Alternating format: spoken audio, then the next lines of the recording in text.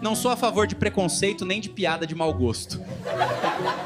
Mas quando é gordo, meu bullying é artístico. Imagina só um cara do tamanho do Péricles andando na rua, porra. Até cego para pra olhar. Ele passa na frente do sol e causa um eclipse. Mas até eu fico com medo. Tô brincando, gente. Galera, ano passado eu fiz uma viagem pro Japão. E lá é totalmente diferente. Você não vê lixo no chão. Um japonês vê um lixo jogado no chão, ele vai lá, pega e joga no lixo. Eu voltei de lá mudado. Hoje em dia no Brasil, toda vez que eu tenho lixo e não tem lixeira perto, eu espero um japonês passar e taco nele.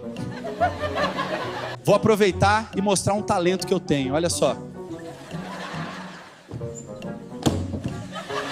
Já que você veio até aqui, se inscreve para não perder meus próximos shows.